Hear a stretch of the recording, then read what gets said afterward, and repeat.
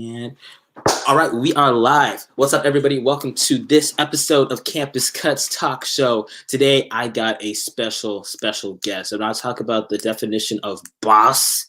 I mean, boss. Somebody that is able to teach and teach generational wealth and just give an opportunity for our generation to be able to see what it means to figure out personal finance. She is the co-founder. No, she's the founder of Tap Intuit. She is a TikTok, Instagram, YouTuber. I wouldn't call her an influencer.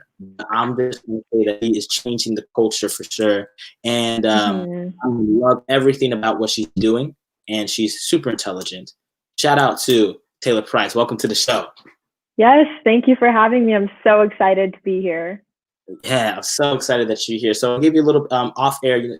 Gave you a little bit of a background what the show is about.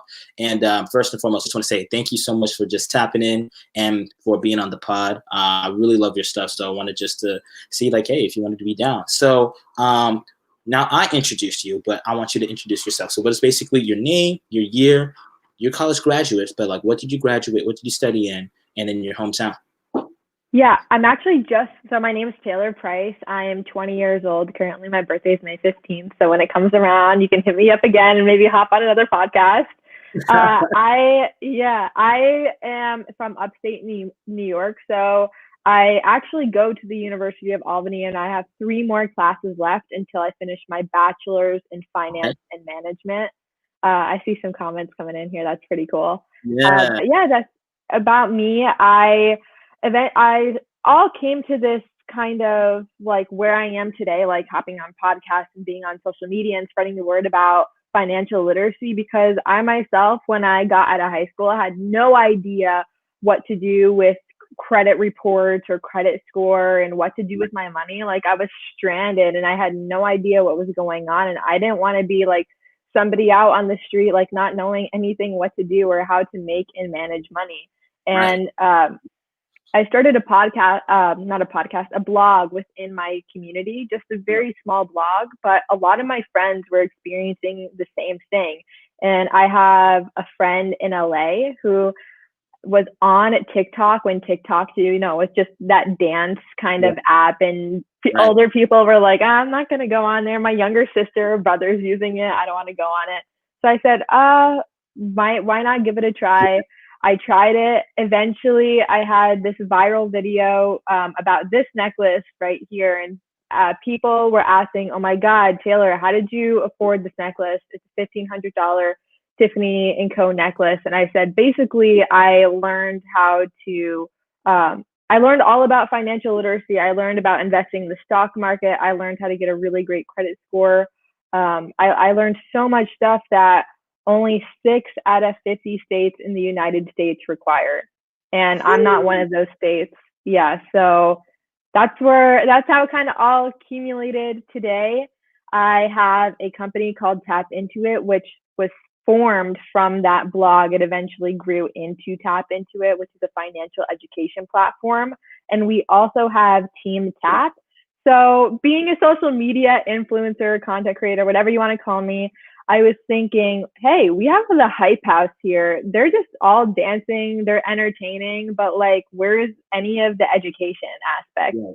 So I was like, okay, let's do some competition and do entertainment while be educating. So we started Team Tap. It's a group of 7 influencers with myself. TeamTap.us is the @ and we post every single day about personal finance, real estate, business, just regular SAT, ACT, academics, you name it. So that's where I'm at today.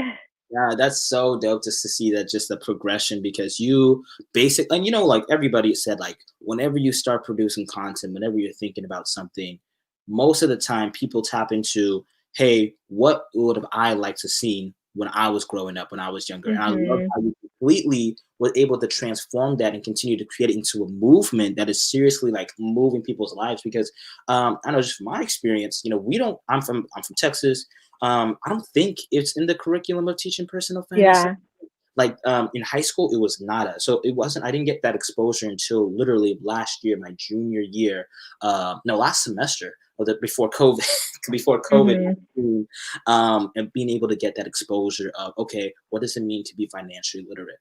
These classes that are like financial literacy, lifestyle, home economics, whatever, was kind of snatched away, and then now we were kind of been like programmed to follow into like a system that's like, hey, we're going to take you from there, get $100,000 in debt, and then after that, you're going to work a job that's going to go and pay you Yeah. $1,000, and you're going to be chained. Like that's Mm-hmm. wild. That's Exactly.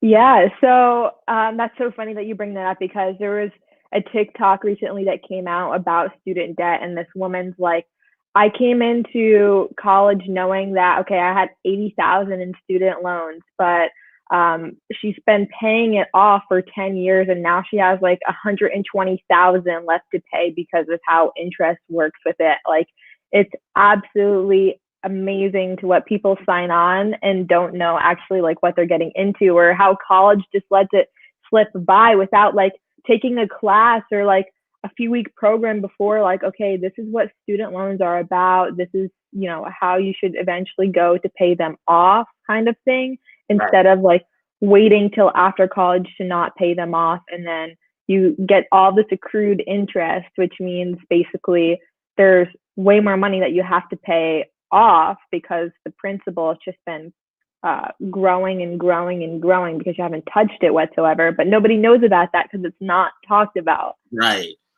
Oh Yeah. man. And I'm really I want to touch back into what you said, like, getting your team. I actually had Pari on the podcast.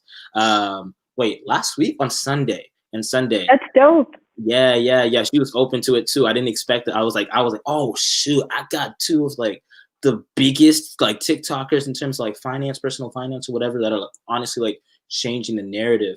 Mm-hmm. But let me ask you another question. So when it came to just building your personal brand, what was the first moment that you realized, what, I'm gonna head into the social media thing? Like, what was your first exposure and experience to social media? I saw that video on your TikTok saying that you with the braces, and you started when you were younger. Yeah. And like you're like, no, whatever. But like, talk about that journey and that growth into becoming a social media personality, and how you were just able to transition. Yeah, for sure. It's a crazy, like, not even crazy, like back in the day, like a decade ago, when Shane Dawson and like all these other, YouTube was really just starting to pop off, and like streaming was getting really big. At the time, I was like a gamer girl, so I was playing Minecraft, and I was playing Call of Duty. Like, I was watching all the Call of Duty streams and stuff like that. And so I was like, I want to do this. I loved creating videos to begin with. Like, I want to be a YouTuber. And so I got a little light, I got a camera, and I started creating like these videos literally about anything. I made like dubstep remixes to what I was building in Minecraft. I made like small makeup tutorials, like every little thing I tried doing, but I just never published it. I don't know, like I was so insecure back then. Like you said, I had braces, I had glasses, my scoliosis, like I had awkward posture a little bit too. So like putting myself out on the internet, it was just so scary, especially being like 10 years or 14 years old at the time. Right. And what really started it off was, I guess, when I graduated high school, I'm like, can I curse on this podcast? Yeah. No, like it's open. Okay. Yeah, Okay. you can stop it up. Yeah, I was like, fuck the bullshit. I don't care what anybody else thinks. Like, I'm just gonna do it for me. I love doing this stuff, so I'm gonna just start putting myself out there. So that's when I started my YouTube channel, and I started my YouTube channel directly after I started my blog. And just some friends and family from my hometown were on it, but I wasn't really too dedicated. Again, it was just a time filler. I like to do it more of like a hobby. Right. But TikTok is a whole other story. Like, my friend, like I said, he lives in LA, and he's like, Taylor, you got to get on this platform. Like, you have a great message and a great platform to speak on. You really need to start sharing this with the entire world. So I was like, oh, okay. I slept on it for a few months until about December of 2019 and January 2020. So that's when I really started. And that's when TikTok was just about to have its boom. Right. And it was all about timing, man. So I had this video, and then a surge of people went on to TikTok.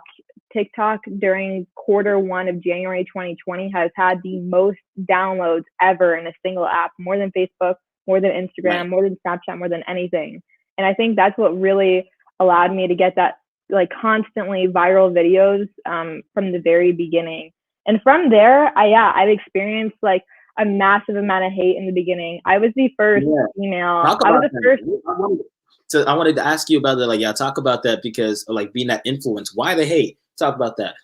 Yeah. So I was the first female, I think, talking about finance on the app. I have not seen or went back at that time, like December, early January. Nobody Yeah. was on there. I'm sure Puri, I'm not sure if she said it on your podcast, but Puri actually started making personal finance videos because she saw a video of myself and said, "Oh, girls are talking about this. Yeah, let's get this Yeah. going." So I'm going to talk about personal finance and business and all that other stuff. But it was really different because so many people are just not used to women speaking about finance or about money. It's usually like a white old guy talking Right. about it. And during that time, I went like trending on Twitter from hedge fund managers, like Wall Street managers, because they're like, what does this girl know? She just came on here and now she's going viral. Like, do we all think like she's the one to be leading this movement? Right. And yeah, for real, like this actually happened. And that back then, I think it was around February where this whole massive kind of thing started to happen on Twitter. I was like, I don't know if I can do this anymore. Like, I really was never bullied growing up. I've never experienced like hate to like a really like extensive level. I was like, I either step back or I push even harder. And Yeah. so there was like two guys specifically, two older guys who were like, hey guys, back to like the haters. What were you doing at 19 years old? Oh yeah, you were probably doing keg stands back then, and then you were trying to like fuck all the ladies you were with, not trying to learn. And I was like, oh, okay, this is exactly what I needed. I'm gonna keep on creating content, and we're gonna keep going with this. And I'm so glad that I did because at the end of the day, it's all about the people who have learned from it. If somebody's learned at least one thing, then that just makes me feel accomplished and like validates the time that I do put into it. Right, right, and that's so good. And that was actually another concept about a thing that I want to touch on because like this podcast is specifically all about first it started as D&I, diversity and inclusion, but what I'm personally about is about equity, representation, Mm-hmm. and justice, and being able to have people hear their voices. And I really liked how you touched onto the fact that all right, yeah, you're going to get some flack because of being a woman, and you don't see a lot of women in Wall Street. You don't see a lot of women Mm-hmm. personal finance. You see them that continue to have this stereotype of, okay, you got to stay home, stay in the kitchen or do things or whatever. And so my question is for you is like, how has being a woman, especially within the finance industry, shape your worldview, and how has it changed, and has it developed you and continuing for you to continue to push forward? Yeah, I'm not gonna lie. Back when I was younger, I was completely like blinded to how the world actually operates, and that like there is oppression, there is systemic racism, discrimination, all of that. And again, I took it towards a blind eye because I was so young. But again, that's not an excuse. But until like I actually started feeling like, okay, somebody's like not allowing me to do what I want to do because of I'm a female, like that's when I'm like, okay, yeah, this is an actual problem and we need to like discuss this.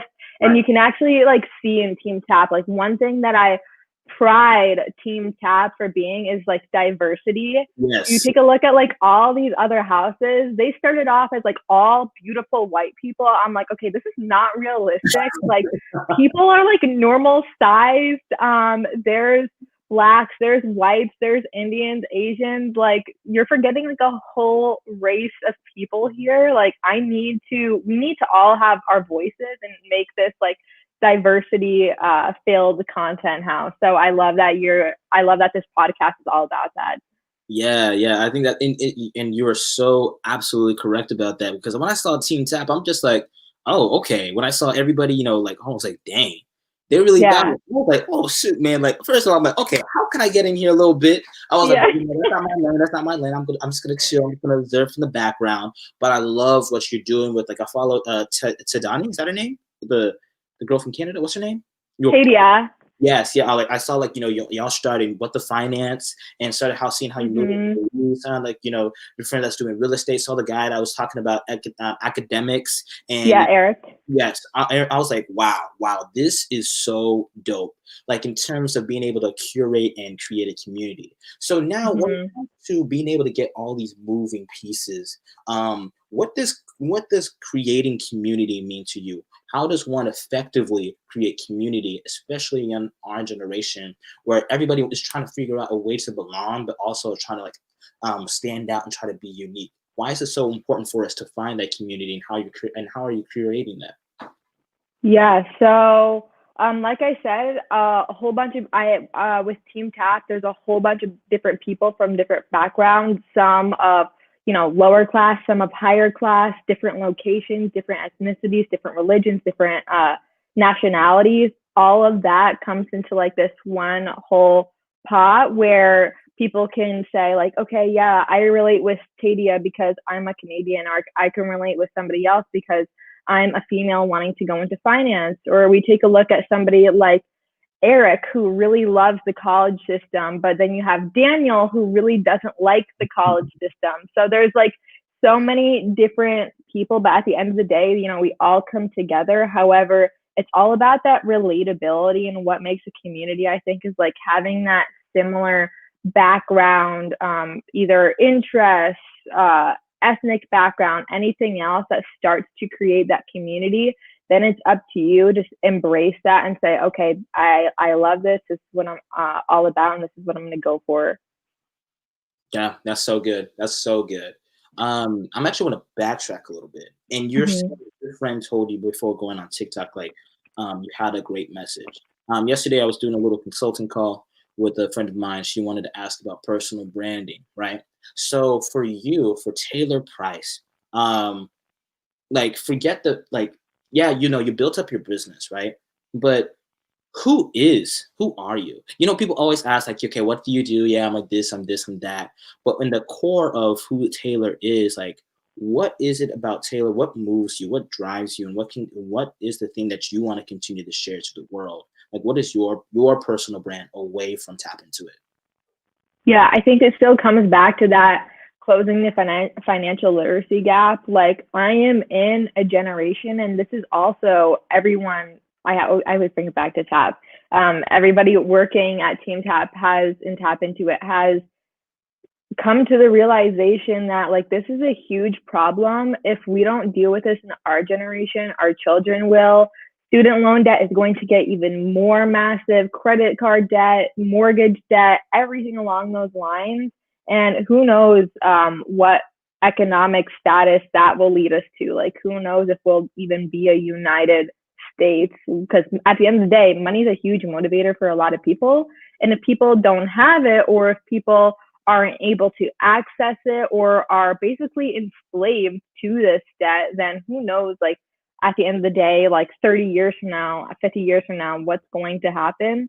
But coming all back to it, my personal brand, all about relatability, authenticity, empathy.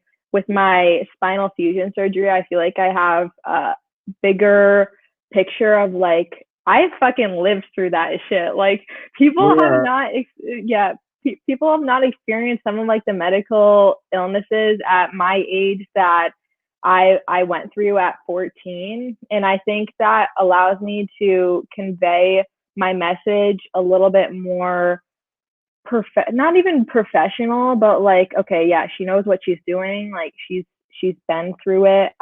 She's intelligent. And guess what? Like, Taylor's story has motivated other people to go out and get it as well. Like, if you needed to get like two rods in the middle of your spine and then almost die on the operating table and then have to relearn to walk, and then oh wait, the poles started to come out, you have to get another surgery, and then oh wait, you get diagnosed with lupus, which by the way Selena Gomez has, and that's like Right. a huge problem in itself. So I think just my story at the end of the day is like one of the biggest motivators that people find to relate to, because it may not be something medical, but somebody may be feeling down about themselves, or maybe the position where they're at in life or their background. But it's really about going forward and taking a look at the future. Like I can make a change for myself, and I don't have to be in this position um, my entire life. Because for me, relating it back to my story, it's like,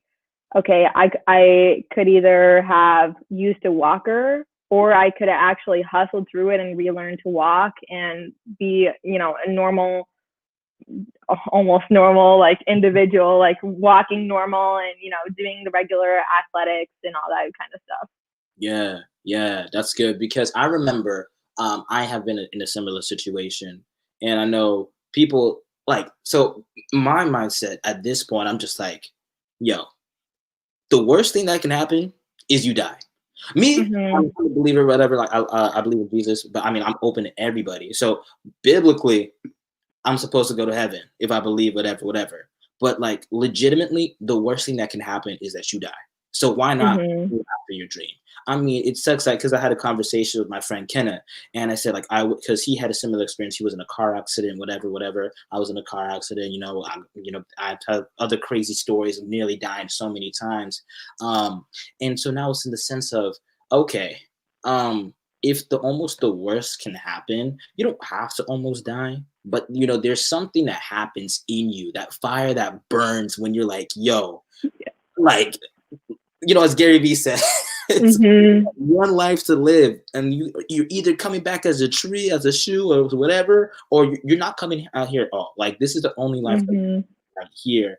And like what happened for you like during that time? Like so you said you had scoliosis. I actually had scoliosis, Yeah. a little bit of like a minor scoliosis back then, but talk about that experience and walking with through that, and how is that with like with your parents and growing up, and how you were able to overcome that. Yeah. So my parents work a lot, and I originally got diagnosed back in fourth grade. So I was 10 years old. And at the time, I was at the school library. You do the little bending over test, and they run something down your back to see if you have it. And at the time, it was getting a little severe where we just found out they're like, okay, you have to go to this specialist in Albany. So we're like, okay.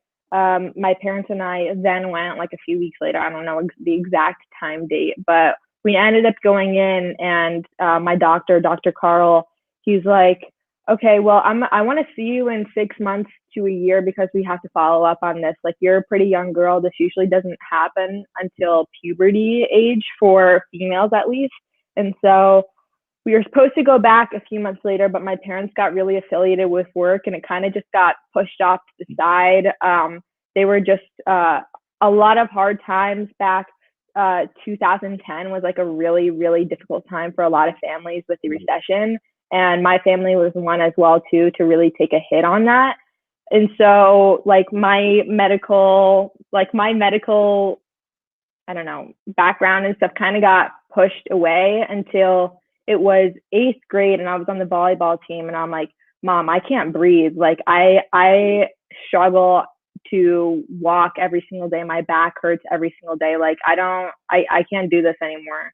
So Totally. I took it upon myself to call the doctor, and he's like, yeah, you can come in the next day. And typically with this guy, like you have to wait like weeks to months, maybe even up to a year, because it's such a special type of disease, illness that people have.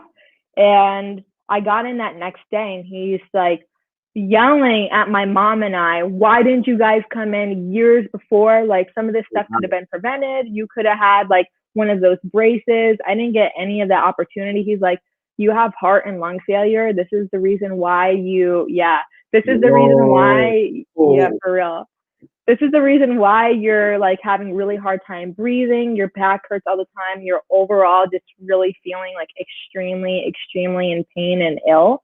And so he's like, okay, we're gonna have to do major surgery. Your life's gonna change in the next week. Some things you might encounter is severe depression. You might not be able to have kids. The surgery may not go as planned. This is like a one-time shot kind of thing. right. So if it doesn't go as planned, there's nothing that we can really do about it. You and your parents decide what are your next steps moving forward. And like I said, at that time, I was in so much pain. Like just living, like was literally a burden to have to get up out of bed because how much pain I was in. And so we came to the conclusion of, okay, we're going to get this surgery. But prior to surgery, like there's pre-op where you have to figure out, you have to get MRI, you have to get blood tests. And so Albany Med, like this is a better hospital than that of like in my small hometown of like Woodstock area. Right. And so I was getting my blood tests, I was getting MRIs, and we found out, okay, well, she has like a cyst in her thyroid. Wait, so we're gonna have to tell me there was something wrong with your back. You were having heart failure, you were having lung failure, and now you have a cyst. Yeah, I had a cyst in my thyroid that was pre-cancerous. So we were figuring out like, okay, well, do we need to get rid of this first, or do we need to do the spinal fusion surgery first? Like, so there was like a little fight between, okay, what's going to happen first? And also we figured out I had ITP. It's called idiopathic thrombocytopenia, which basically means like I bruise very easily, and I always known I have. And when I get a cut or something, like I have to apply pressure. I think Napoleon had it like back in the day. Basically like a less extensive hemophilia. Yeah. And we went through this procedure of, okay, the spine is a lot more important. Like nothing, this is not like having any pain to what I know of. It's really more of just my back that's causing all this other pain. Right. And so we went through with it. My surgery went okay. I started to, was more graphic, like bleed out a little. Right. Eventually, it was a 8-hour surgery, I believe, either 8 or 12. I can't remember getting the numbers. Wow. It was a really long procedure. And when I woke up from that surgery, they forgot to give me medicine. They didn't give me any medication. And I woke up, this is the most pain that I've ever been in my entire life. I screamed on the top of my lungs and I passed out. Oh, wow. And apparently my cousin and my brother were there, like when I just woke up, and like it was a really traumatic experience for them too. I don't really remember it, but yeah. And finally, like they gave me some morphine. I got some saltine crackers to like help with the nausea and all that stuff. And the process was so terrible. Like every hour, every 30 minutes, they would have like a bed sheet under me where they would like roll me over a little bit, because if I stayed stagnant and just laying there, like again, I wouldn't have all the flexibility that I have, and my bones would just be, this is me like moving like this. And I think the second day later is when he's like, okay, you're gonna have to get out of bed and you're gonna have to start walking. I'm like, what?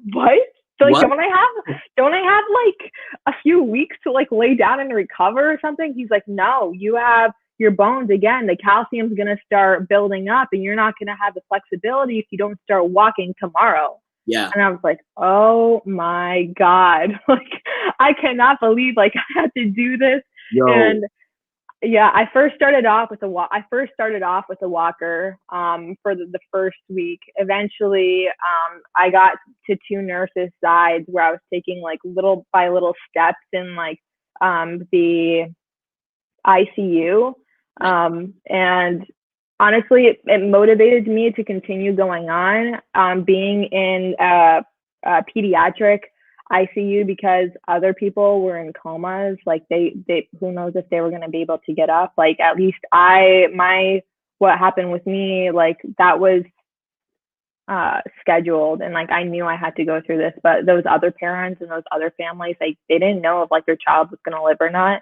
And so I think that's what really helped with the process of me. Like I fucking seen it, man. Like not only in my life, but I was in there for like 2.5 weeks, like being surrounded by all these people who like life and death is literally in this like room basically that I'm filled in, right? So it comes back to that, like when you're at your lowest point in your life, that's either when you have to make a decision. You're done with your life, or you have to make it the best that you can possibly be. And I think at that point is when that like snapped. And so I did my walks I finally was able to go home. few months later, one of my pulls did not actually take, and so I don't know if it was my spine or the doctor or whatever, but one of the screws started to come out a little bit, and I had to get another surgery. But that was not as worse as the first one, Right. and I had to go to a private school because I was a girl with the special desk and the special chair.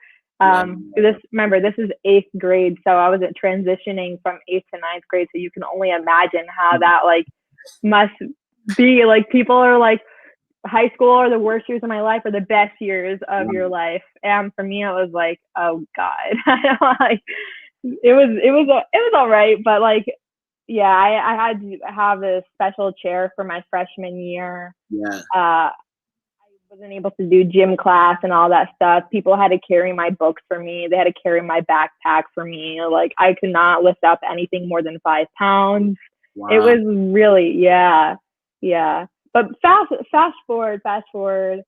Um, with my medical predispositions, like I talk about scoliosis all the time because I think it's so important. Again, like school doesn't really teach much about health, at least I don't think, or Yeah. like what are some scoliosis is not like an uncommon thing. Many people have like a very, very mild scoliosis, but it's more important to monitor it and see, okay, this might get a little bit worse, like continuously checking up on it, especially going through, if you're 11, 12, 13, 14, like the puberty years, that's when it like really starts to hit.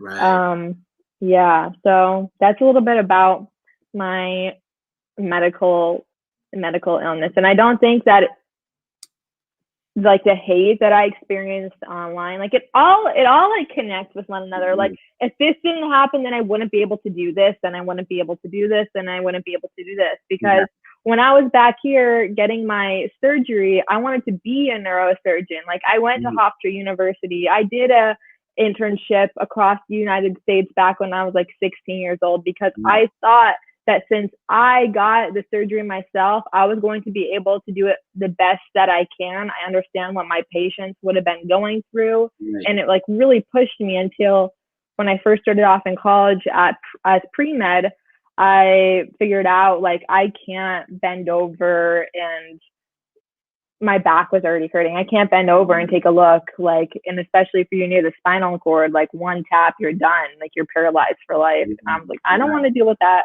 I don't want to deal with that. Who knows where my medical predispositions, like lupus too. Like Yeah. once you get older, lupus starts to get a little more severe as well too. And so spending 10 to 14 years in school for something that I don't even know, which I could have done, I was like, no, this, I can't do this. This is not my life. Yeah, I definitely relate to that because I remember coming into pre-med as well. And when coming into pre-med, because I go to Baylor, one of the best schools down in Texas, and then after that, they have a great medical school.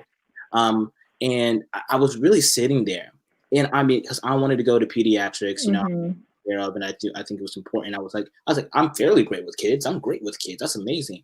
But then I definitely relate with you. I'm like, man, to be able to go work for to do school for 10 to 14 years, and then of course one thing it said, oh man, it sounds impressive because it Mm-hmm. sounds right. It's like, oh shoot, like I'm gonna be a doctor, sounds right, nobody's questioning me, all right, that's cool, that's dope. And when I got to school, I was like, damn, that's 10 to 14 years, and Yeah. I won't be making bank. It's like money's not everything to me at all, but I realized, Mm-hmm. yo, um yeah, like it's a scam.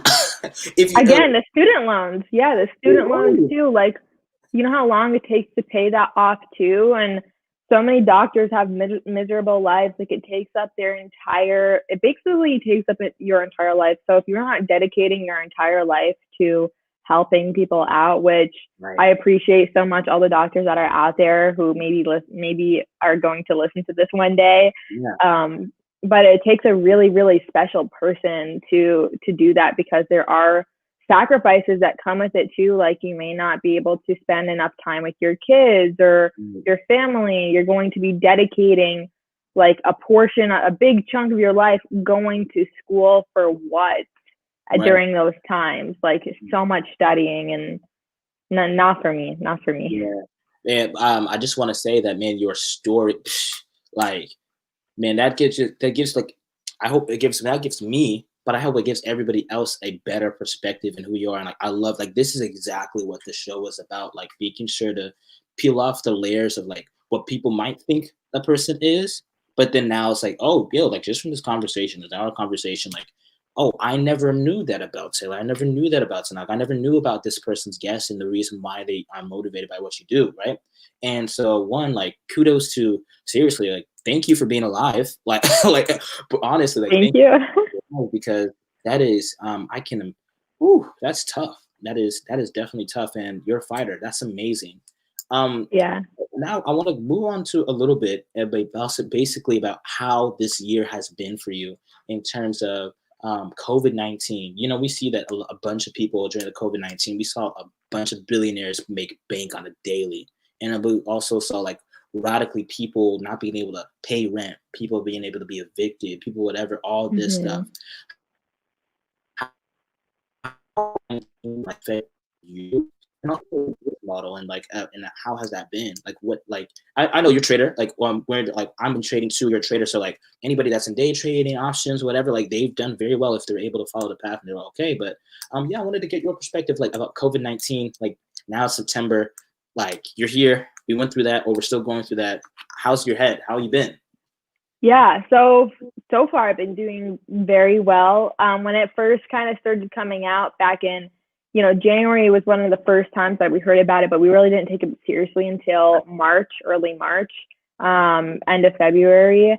And February 26th, I think it was, or 27th, I sold all of my long positions.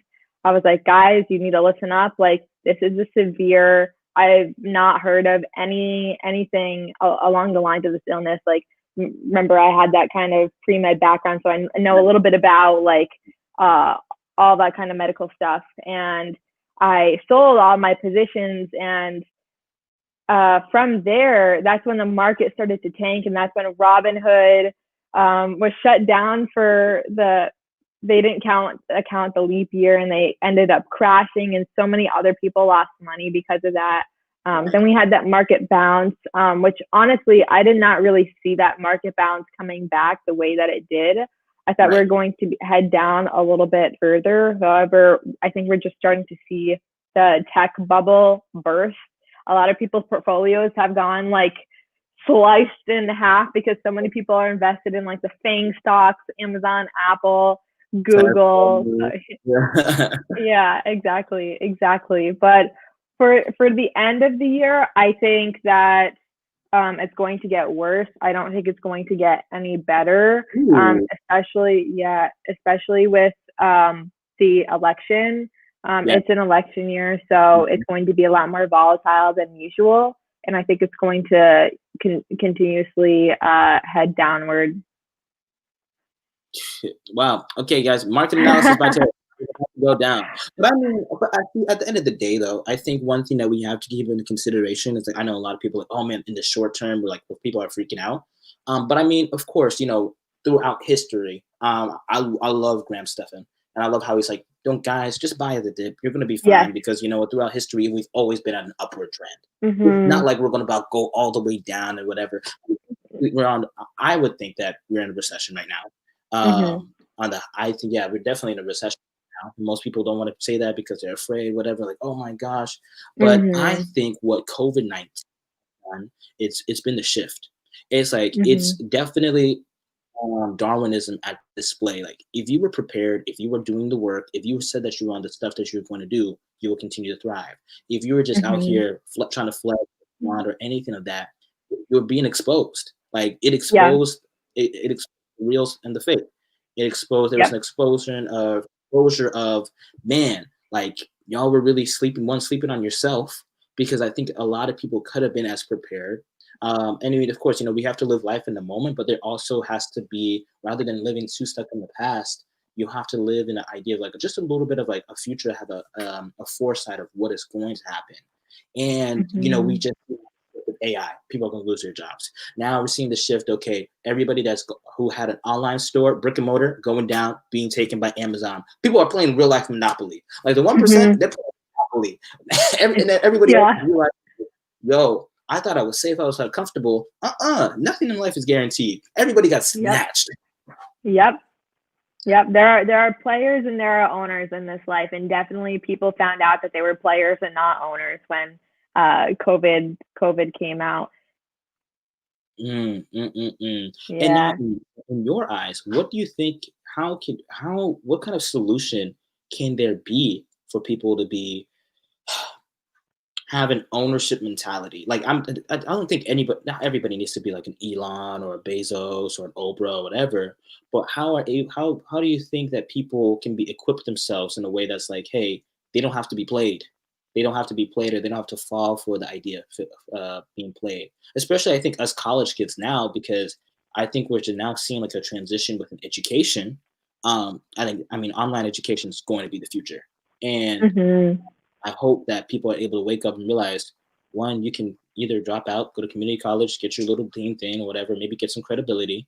But like, you don't have like. Anyway, your thoughts. I actually ended up going to community college for the first year to get my associates because I'm 100% with it. Like school, I hate school. The only reason why I'm getting it is to validate that I'm a female in finance and that I actually went through the classes. I'm getting my bachelor's degree. So it's basically just a credentials validate, even though like taking a look, like, do I really have to validate myself to a whole bunch of people, or can I just Right. do what I want to do in life? So moving forward to try and combat that and stuff that's going on in COVID-19, I especially say if you're a college student just getting in, guidance counselors, I don't know about you, or advisors, they don't say that the day that you sign up for college, your major may not be one that is looking for jobs. So everybody's going into the teaching position right now. Like, who knows if they're going to be able to get a job 4 years later to get their bachelor's and then even a master's if they go that route. I always recommend for people starting out in college, if you're going that route, to take a look at industry outlooks. Like you said, AI is booming. Boom. Augmented reality is going to be huge too. Same Boom. thing with virtual reality, data analysis, more coders. Like we need more coders as well too. And so taking a look at those fields, we know that they're going to exponentially grow as we move and progress with technology. And it's Right. finding those positions. Okay, 4 years later, I know I'm going to get a job. I'm not going to be that college kid that I graduate with a degree in classical Greek mythology and I'm not going to be able to find a job anywhere. Right. Right. Right. And I think, man, like, I think at this point, there's so much opportunity our own jobs, even if you do that, right? Okay, you can start a little e-commerce business or whatever. Like, this is the greatest time to be alive. I Yeah, mean, without a doubt, the greatest time to be alive because now it's. I think most people we were so conditioned and indoctrinated to believe that we only have to do things. And this is not me bashing any 9 to 5 because I think everybody needs to have a 9 to 5 experience to understand the corporate world, how it structures and whatever. 100%. Yes. Please, please, because see, when you go in there, you have an open mindset and say that you want to start your own thing. Basically, just go in there and run and take it and run away, and see how you can make it unique.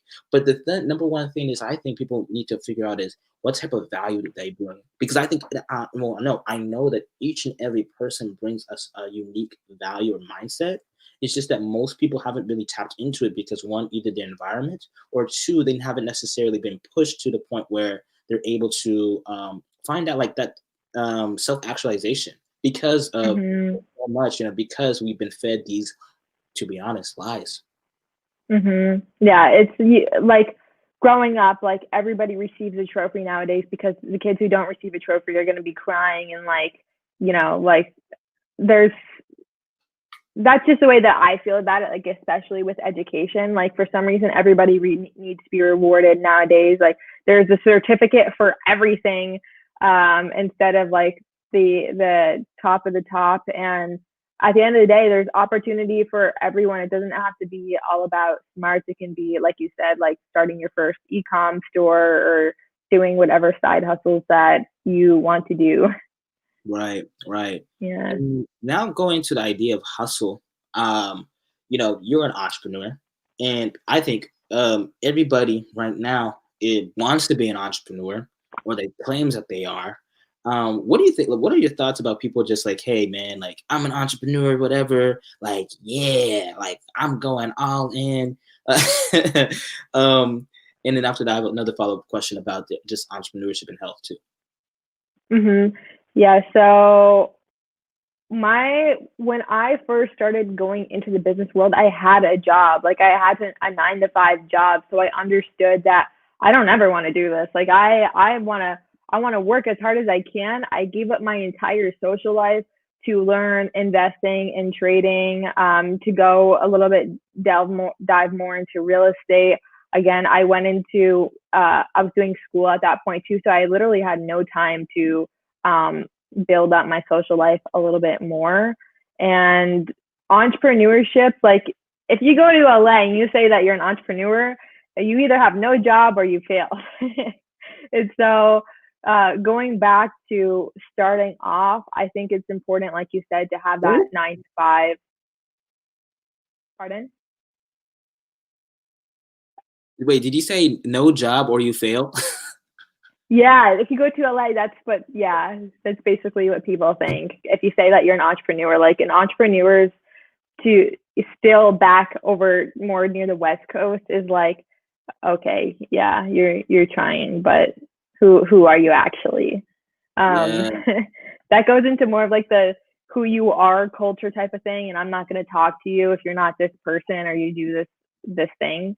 Um, anyway, but yeah, I think it's so important to have that side hustle and really start to um, drive with it, especially having that 9 to 5 job. Because listen, if you have that 9 to 5 job and you hate it so much and you're passionate about your side hustle, you will make sacrifices in life to help build that little baby of yours to maybe hopefully make it a successful e-commerce business or baking business or photography, anything you want to do. yeah, that's really good. And talk about that. You said that you sacrificed your social life. Like I think most people don't understand that this journey. I mean, well, I love this guy. He's an angel investor, philosopher. His name is Naval Ravikant, and he said that life is a single player game. People come and go. You know, this is the most. I know, 18 to 25. Like you're gonna get the most temporary people in your life, but you're gonna Mm-hmm. meet a lot of great people in your life. But talk about I don't want to call it. I don't want to say loneliness, but being No, it was. oh, yeah, yeah, it's lonely. It's lonely, right? Yeah. Yeah, Yeah, talk it about that a was. little bit. And how has that affected you? And like most people don't realize that, hey, it can be lonely.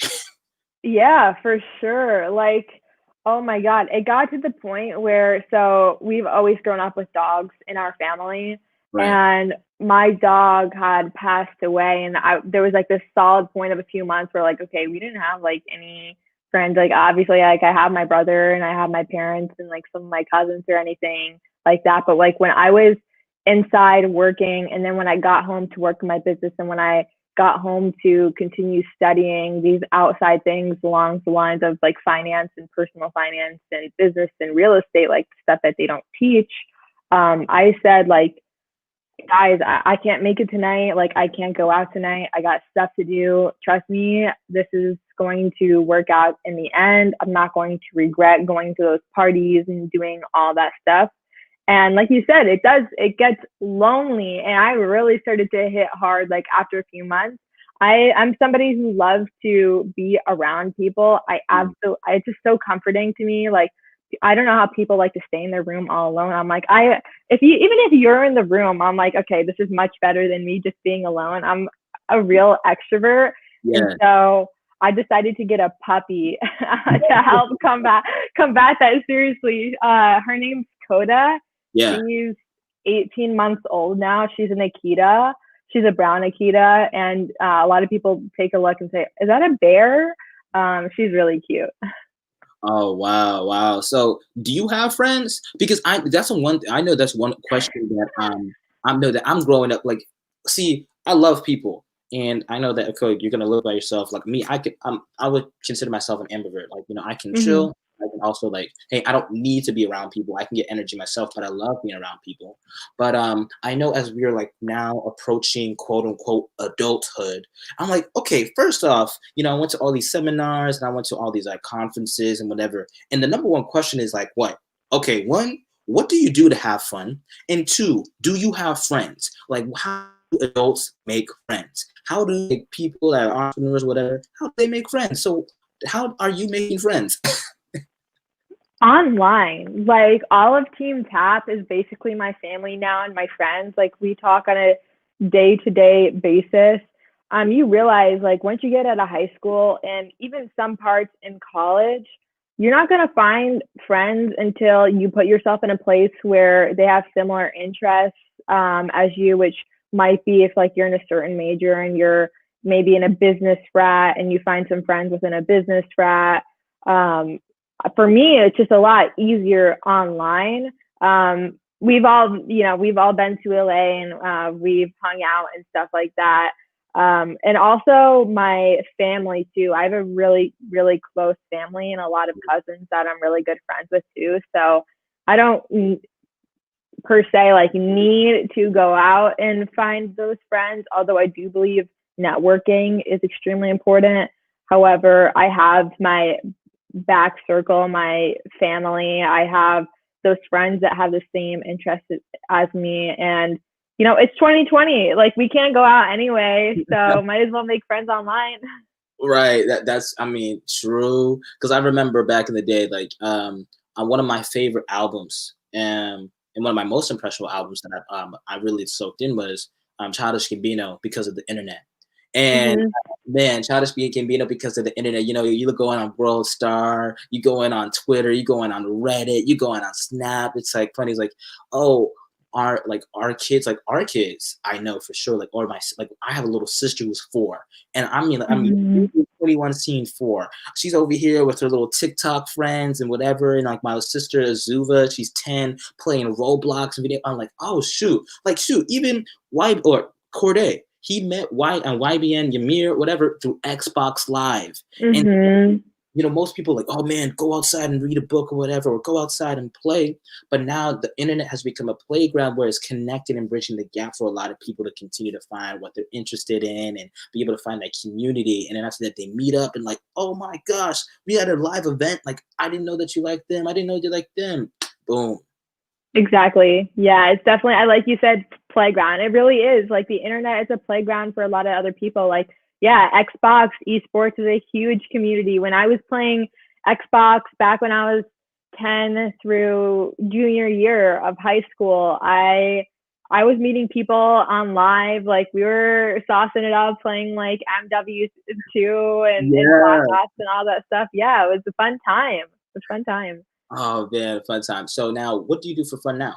Like, how are you able to break the cycle of? Because I think one of the most things that most people don't talk about in entrepreneurship. Shout out to Mr. David Culler. He like studies near the brain and whatever, and especially like loneliness and depression, science and psychology, right? Hmm. So I know most people don't talk about entrepreneurship depression. Most people don't talk about the pressure or the stress that is really laying down on a person. And like it's funny because there's a high suicide rate within the now Yeah. national suicide prevention month. And that's something that has to be talked about. So one, how are you effectively creating that message and creating that space for your team to feel that they're loved, they're enough, that they're doing well, but also how you're doing that for yourself because a lot Yeah. on you. So it's funny that you bring this up because we literally just had our meeting this past Wednesday, and we come up with a campaign every month. So this month's campaign you'll see on our socials is all about amplifying female voices, Right. breaking the glass ceiling, breaking standards about females in business and finance, all that kind of stuff. For next month, our theme is money, mindset, motivation. So we're talking all about self care within entrepreneurship. We're talking about you know, your self-worth is not just tied to money. Right. It all comes down to you and your values. So I love that you bring that up, and mental health. We were deciding like mental health month is May, but it needs to be talked about more, and it needs to be All talked the about time. like every single day. Yeah, all the time. So we're like, we might as well bring it to October. Like that's almost halfway around the block. So might as well. And that's what you're going to be seeing on Tap Into It in the upcoming month of October. But for me personally, self-care, I must admit I'm a little bit of a workaholic, but Mm. I do, yeah, I do like streaming on Twitch sometimes. Right now, I play a little bit of Fall Guys. So if you ever Okay. want to play, yeah, you can play. I PS4. Pardon? Xbox or PS4? Oh, it's PC. Oh, PC. Okay, okay. Okay, she's a PC Yeah, gamer. No yeah. console? Oh, it used to be, so when I was like 4, I had like PlayStation 1, PS2, Yeah. PS1 and PS2 and GameCube and such. Then I transitioned over to the white Xbox 360. Right. Then the Xbox Elite came out, and the Xbox Slim. Like I went through the whole transition. Then Xbox One. I still have my Xbox One. Don't really play it that much. I've gotten a little bit more into PC. And I always had Minecraft with PC. That was like the first ever PC game I was really into. Okay, okay. Sorry to Mm-hmm. cut you off because I was like, okay, what system? Like, so she Mm-hmm. got a little bit of everything. Okay, okay. She's diverse. Yeah, yeah.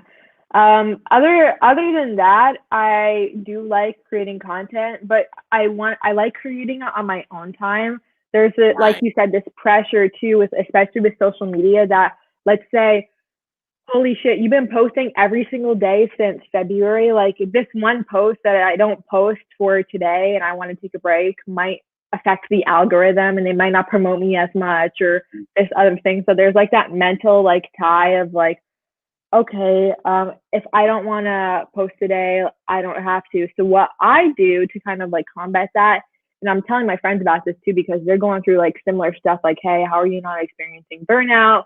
What are you doing? Like, how are you pushing out all this content?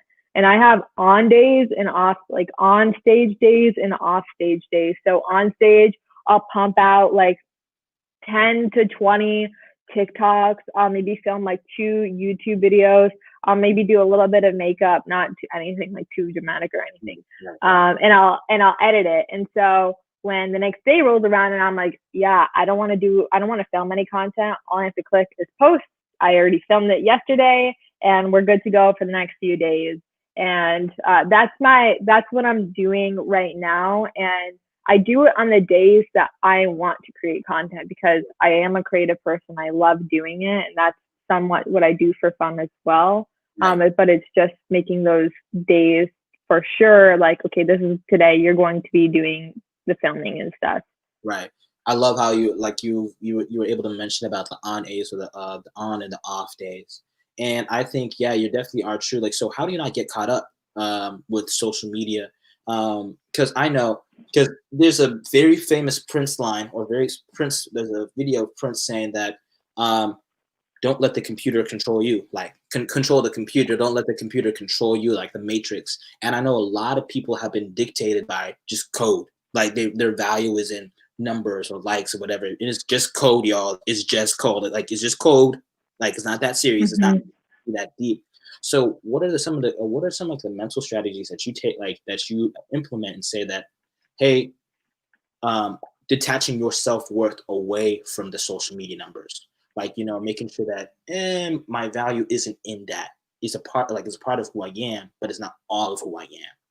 It's hard. It's hard. And I think like in order to like experience it, you have to just be like, you have to have like a few thousand followers, or you really want to try and be in that space to try and detach. I try not to go on my phone later at night. I just made a YouTube video about this. Like I was struggling for the past few weeks. Like once you have like a big pop and you get like a viral video, you take a look at your other videos and like, why aren't they popping off? And then you get kind of addicted to taking a look at the views Right. and like, oh, are the views are gonna start accumulating? Am I getting fall off? If I am I falling off? I'm not gaining any more followers. And I think for me, like the less you pay attention to it, the better your profile does. I don't know if that's true or not, but like I I produce better content because I'm not feeling like my most genuine and authentic self when I'm trying to push something out that I know is just to push out rather than like, I want to do this. I'm going to make a really kick ass video and then it's going to go viral type of thing. So I try putting it a little bit on the back burner, but at the end of the day, it's like a big aspect of what I do too. Right, right. It's so crazy, and now it's I think everybody can get up because at one point, like for the podcast, like so this original like this is like season 3, and I have season 1 and 2, and it was popping off Anchor, but apparently I had some copyright issue, and it was growing so fast to the point that they snatched it off, and I was like, damn.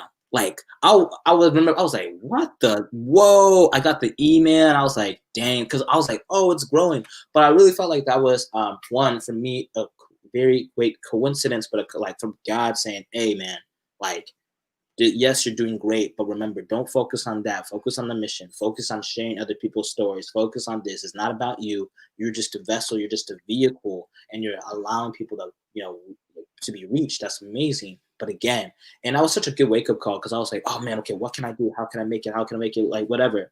And at this point, it's like, you know what? Forget the views. 0 or a million, if one person is touched, if one person is moved, if one person is like listening and being able to be aware and they learn something and they engage with it and it's fun and it's made their day, that's it. And I think it's so hard because at the end of the day, we're kind of in this space of entertainment and no, the economy is not even, it's not, people don't really care about money anymore. They care about views. It's attention economy. Mm-hmm. It's an Yeah. economy right now. It's like if you can get the most views and the most notoriety and most publicity, you've won. But still, people still broke. That and make it make sense. Yeah, I know. I agree. I agree. Even like within investing and trading too, like there's so many people who don't know anything about fundamentals or technicals, and they just invest into a company where they're like, "Hey, I really like Chipotle, so I'm gonna buy their stock." So I really think it all comes down to that. What you're saying, like the qualitative all type stuff, like the digital presence, how you actually are doing, like if you're good or you're not good. It doesn't, you like you said, the money is like really not associated with a lot of things anymore. Right, right. And then it's just something. It's, And I don't think yeah, like it's a status. it's a status. Like and the thing is, and that's what Naval said, most people are chasing status then and that prevents them from creating wealth. Because and there's a difference Mm-hmm. because like with any status, first it was the car, first it was the clothes, first it was the house, it was all this. Like we've been conditioned to live in the status game for the people who are actually playing the wealth game. You know that shoot, just that picture of Kanye and Elon, he was just wearing a black shirt and some Mm-hmm. pants. He had some Yeezys because he's supporting his friend. But they say that once you're able to eliminate all different types of distractions, like the most important thing people should focus on is like not getting rich because everybody can get rich fast. But wealth is a game that like happens slowly over time. And wealth in relationships, wealth in your friendships, wealth in your terms of your finances, wealth in your education, and that's built up slowly. Like, yeah, it's great to get that quick high, that dopamine, whatever. I talked with Puri about this, but at the end of the day, we're created for a delayed gratification, and it's more worthwhile. Well, and now we're just in a day and age where we literally got psychologists that are working at Facebook, Instagram, TikTok, whatever, Mm-hmm. keep us addicted and to keep us playing with these colors and all this stuff and make us I don't know if it's intentionally if they want to. I'm not saying that they're evil or whatever, but I'm just saying that I mean, again, it's what your mind, but if you don't necessarily have a strong mind or really see how the game's going in, you're gonna feel pretty crappy. You're Yeah, gonna 100%. and all this stuff. And they literally pay an engineer, computer engineers, scientists, psychologists, neuroscientists to do research on this. Mm-hmm. That it's so mind blowing. It's crazy. So crazy, but I'm off my soapbox. But I don't want to take too much of your time. So these are the last couple questions that I usually ask my guests, and these are the bigger questions, right? So my first question is, what is something that you like to see change in the United States? Definitely the education system. I think, like we first started off, and this is a good closer that we can end it off with too. 6 out of 50 states in the U.S. only require a personal finance class. I think it's so important for to make that change to every single state. I don't care if the kids are like, oh, I don't want to add another class, but they'll realize like, yeah, this is a class that I actually need. Like, okay, we might not be taking geometry and like taking a look at angles and the Py- Pythagorean whatever, you know, yeah, this year, yeah. We're not gonna be using that every single day, but like we will be counting up our money and we will be eventually budgeting.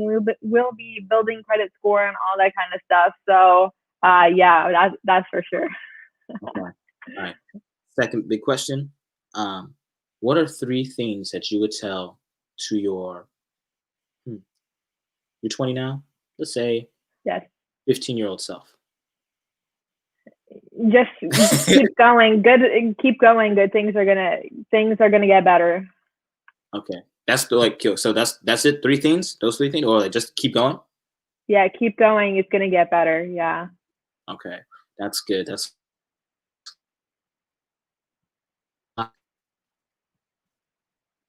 what is hmm. Actually, let's leave it at that. What do you want your legacy to be? Oh wow, this is this could be a whole episode in itself. Definitely just I think it's making a global impact.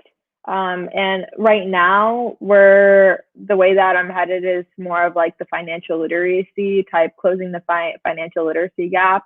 However, I can only try and dictate the future as much as future will allow me to. I don't know if that will be the case, but definitely because like I said, I first came from uh neurosurgeon background. Like I love helping people, and what fulfills me at the end of the day is just that accomplishment of I just changed somebody's potential financial future by making this video about a Roth IRA, and maybe their parents didn't have a savings and their parents are going to have to work their entire lives, but I taught them that once they can finally retire and they can enjoy like the rest of their 20 years or whatever um living. And so I think it's that for now, but who knows, it might change, you know. I'm also intact with the present too. Yeah, yeah, yeah. That's amazing. Well, this is how I end off the show. It's called The Speak Life. Me as a believer, me as a Christian, and also just as a human being, I really think it's important for us to share appreciation and to give people our flowers while they're still here. First off, Taylor, I just want to say you're a boss. You're a beast. You're a leader. And you are an example, and you are sharing and you're allowing people to continue. You're opening up their mind and you're giving them the keys. I know that for a lot of young girls and a lot of young women who will look up to you, especially on a platform like TikTok, especially as YouTube, especially as Mm-hmm. Instagram, um, you are just allowing people to continue to be changed. And for what you're doing at your age and how you're moving gracefully and just doing it with so much enthusiasm, hard work, tenacity, grace, and love, it is just powerful to see. So I just want to let you know that people see you, I see you, and I'm so proud of you because what you're doing is way bigger than yourself. And I hope that you are appreciated and that you get your flowers in. So there you go. That's the Thank words you. for today. And yeah, Thank you, Tanaka. I really appreciate being on the show, and I'd love to come back maybe in a few months and see like where I'm at. Ask me similar questions and take a look at, oh, she said this then, and what's she doing now? Because at this rate, which we're growing and which the movement's really happening, is like getting skyrocketing. So thanks again for having me on Campus Cuts, and let's keep in contact. yeah, yeah, yeah. We are.